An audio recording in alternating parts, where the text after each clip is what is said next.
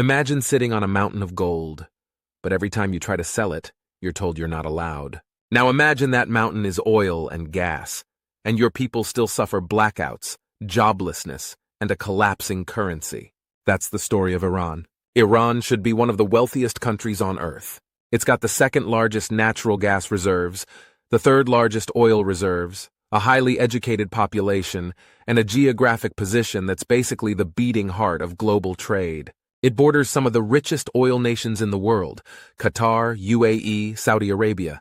Yet their average incomes are 10 times higher than Iran's. So, how does that happen? Let's start with the obvious. Iran is an energy superpower. Its oil and gas are easy to extract and cheap to produce. On paper, it should be flooding the world with fossil fuels and raking in billions. But in reality, much of that oil sits unused. And the reason is no secret: sanctions. For over 40 years, Iran has been under heavy restrictions from the US and its allies. And those sanctions don't just block deals directly. They scare off anyone who might want to trade with Iran. Why risk access to the US market or banking system just to buy Iranian oil? So Iran is rich in energy, but can't sell most of it. And even worse, it struggles to use it at home. You'd think a country with unlimited natural gas wouldn't have energy shortages. But Iran has suffered massive blackouts, sometimes in sweltering heat, other times in freezing cold. Why? Because its energy grid is falling apart. The equipment is outdated, spare parts are hard to import due to sanctions, and the local industry isn't equipped to build what's needed fast enough. The result?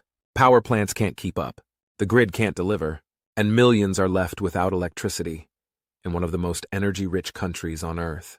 The government tries to help people by keeping fuel and electricity prices extremely low. On paper, that sounds generous. But when something's too cheap, people overuse it.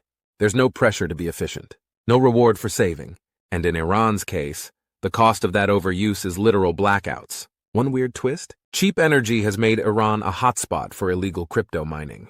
People plug in machines that suck up power 24/7 to mine Bitcoin, all while the grid collapses and homes go dark. And that's just one side effect. The official price for gasoline in Iran is around 70 cents per liter.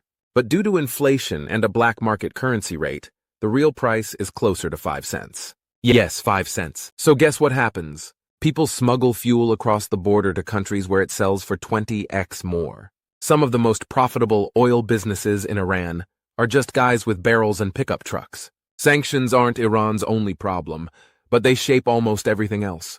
Western companies can't sell Iran advanced tech, machines, or banking services. And even countries that want to work with Iran, like China, have to do it in secret to avoid trouble with the US. That means Iran is cut off from most global trade. And when a country is isolated, it can't grow. But here's the deeper issue. Even if sanctions were lifted tomorrow, Iran's system isn't built to thrive. Corruption, mismanagement, and political power struggles hold everything back.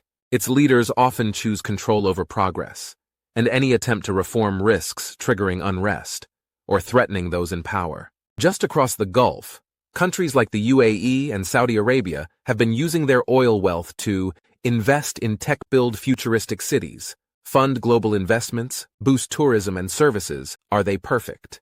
Not even close. But they've used oil money to diversify, so they're not totally dependent on crude exports. Iran, meanwhile, has mostly used oil money to keep energy cheap at home, and not much else. Another hidden crisis? Young people are leaving. Iran has one of the highest brain drain rates in the world. Talented, educated Iranians are moving abroad, to Europe, Canada, Australia, looking for freedom, opportunity, and basic stability.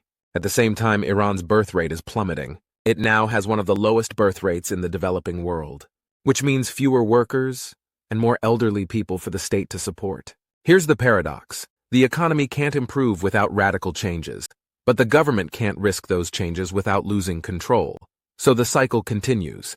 Cheap energy, overuse, blackouts, blame crypto miners, sanctions, isolation, inflation, brain drain subsidies, budget holes, no money for reforms, more unrest. The system works just enough to survive, but not enough to grow. Iran is a country with everything going for it. Resources, people, location, history. It could power Asia. It could connect East and West. It could be a leader in energy, culture, and commerce. But right now it's mostly stuck, held back by external pressure, trapped by internal politics, and slowly bleeding its future. Let's be clear. Iran's story isn't just about oil or sanctions. It's a lesson in what happens when power gets prioritized over progress. When short-term control wins out over long-term vision. For its people's sake, and the region's, let's hope the next chapter is different.